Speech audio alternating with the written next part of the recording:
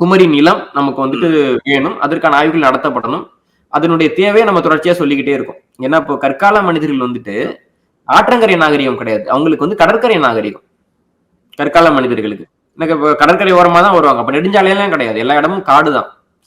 குடியிருப்பு கிடையாது. அப்ப கடற்கரை ஓரமா தான் வருவாங்க. அப்ப கற்கால மனிதர்களுடைய அந்த பறவைகளையும், தோற்றத்தையும் புரிஞ்சுக்கிறதுக்கு கூட நமக்கு கடற்கரைகள் தான் தேவை. அந்த ஆய்வுகளுக்கும் கடற்கரை தேவை. ஒரு பூம்புகார்ங்கிற ஒரு பகுதி எவ்வளவு கடலுக்குள்ள போச்சுன்னு தெரிஞ்சுக்கிறதுக்கு நமக்கு கடற்கரை ஆய்வுகள் தேவை. அப்புறம் வந்து பாண்டியர் காலத்துல உள்ள போன பகுதிகளை பத்தி தெரிஞ்சுக்கிறதுக்கு நமக்கு கடற்கரை ஆய்வுகள் தேவை. எல்லாத்துக்கும் நமக்கு கடல் சார்ந்த ஆய்வுகள் தேவை.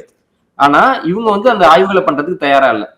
இவங்க வந்துட்டு ஒரு கணக்கு வச்சிருப்பாங்க. இவங்க நோக்கம் என்னன்னா, மத்திய அரசாங்கம் வந்துட்டு முதல் எழுத்து பிராமின்னு சொல்றப்போ, பிராமிக்கு முன்னாடி தமிழ் இருந்ததுன்ற அளவுக்கு தமிழை கொண்டு போகணும். அவ்வளவுதான் இவங்க நோக்கம். அதுக்கு மாறாக தமிழ் வந்துட்டு எதை விட ரொம்ப மேல இருந்தது அப்படின்னு சொல்ற நோக்கம் இவங்களுக்கு கிடையாது. அப்படி போனா தமிழர்களுக்கு நாங்க தான் நாகரிகம் சொல்லி கொடுத்தோம்னு சொன்னா யாராவது சிரிச்சிருவாங்கல்ல.